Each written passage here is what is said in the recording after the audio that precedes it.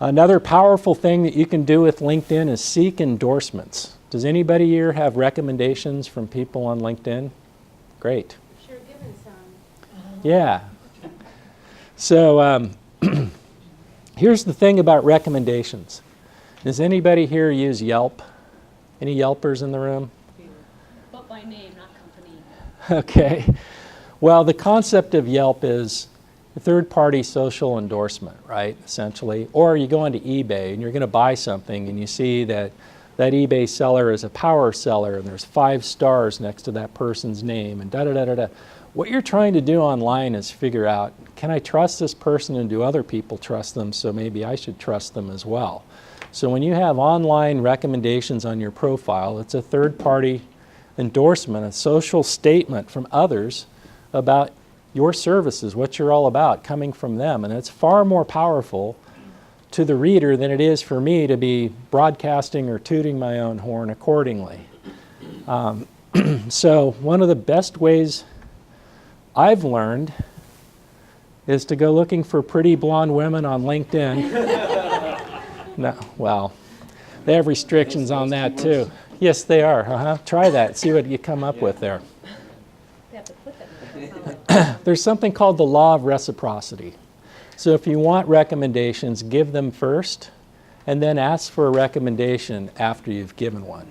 You're far more likely to get a recommendation from that person, and a pretty good one, I would imagine, if you've given one first. So you just come up here and reach out, recommend Kathy. How do you know? How are you going to recommend Kathy? As a colleague, a service provider, a business partner, a student? You click off that and then it takes you to the next field, and then you can put in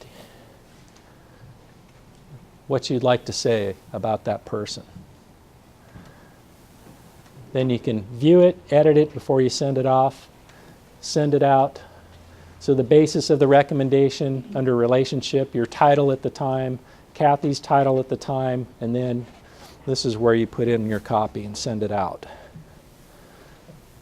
I recommend that you set a goal and try to have at least 3 to 5 recommendations on your profile, minimum.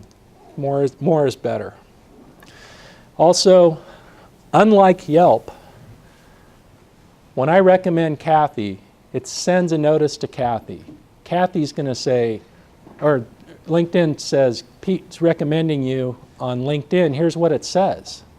And you're looking at it and they're going, no way am I going to put this on my profile. This is completely inappropriate. So you have a way of filtering those recommendations before they get parked on your profile. Yelp is a whole different animal. You get what you get, and there's not much you can do about it except damage control if it's not a good recommendation. With LinkedIn, they've built in that filter. So I've had recommendations come back that were glowing, fabulous recommendations, but there's a handful of typos in them. So, you know, I'd like to have it look good, and so would the person that sent it. It makes them look better if there's no typos in it. So you can send it back and say, hey, I just fix that or change this or whatever. Add the part about my magnanimous personality, and we're all good. And I never hear from them again. Yeah. And especially in real estate, as a realtor. Mm-hmm. Ron and I have gone back and forth on this a little bit. Do you, I don't want to say recommend, what do you think of Yelp? When I go to Yelp, I'm looking for, as a user for years, when I go, I'm looking for Vietnamese restaurant, coffee shop. Do they have Wi-Fi? What are their hours? Yeah. Do people like their coffee? Right. As a service provider or realtor, what do you, would you say get on Yelp or no? I'm going to say Yelp can work against you or it can work for you. I think that's a really good point you just made about you don't have control over You don't. saying yes or no to the recommendations that you get. So here's how I would deal with Yelp and anything else online. I would set up what's called a Google profile first. Everyone should have a profile on Google. It's basic, it's free. By the way, anything that Google owns, Google gives preference to it, right? So get in Google's raging river of content and get your profile up there. Once you have a profile, then it allows you to set up something called Google Alerts. So if you put your name in and variations of your name, all your aliases, all the things that, never mind, and you put that in there, what happens is that every day or anytime something Google finds on the internet about that word, your name or your company name, it sends an email to you. So if somebody gave you a bogus review on Yelp because you have your Google Alerts set up, at least you know about it. Awareness is one thing. If you don't know about it and you have this nasty thing going on with Yelp or anywhere else hanging out on the internet, and you're in the process of trying to do business with somebody and they type your name into Google and bam, there's that Yelp thing, right? So that's one thing. The other thing is, I'm not a fan of Yelp, but you might as well build a line of defense by having a presence and a positive one on Yelp and a few others.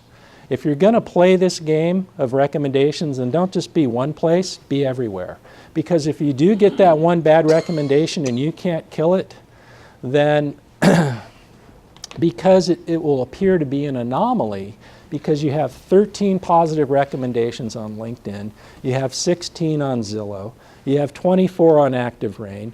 So the reader of that's going to conclude that was one person, it was an out of ordinary experience, it happens to anybody, as opposed to you not having any of this and only having that.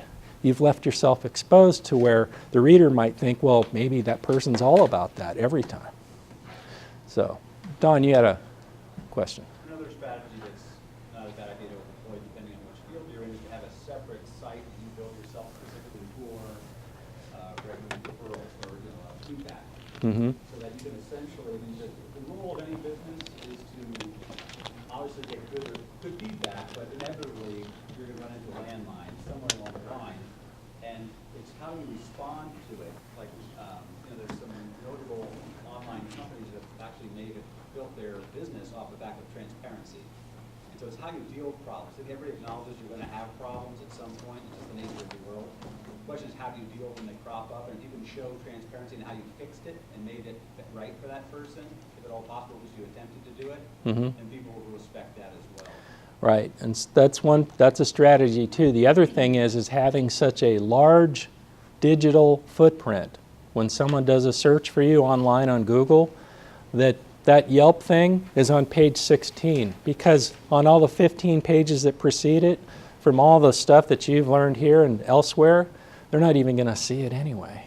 So there's all kinds of ways to get around it, but I highly recommend that you seek endorsements and get recommendations, because we're being conditioned by making a choice online about people to hire or work with offline by what we're seeing online. And that third-party recommendation is becoming even more important than it was even a couple of years ago.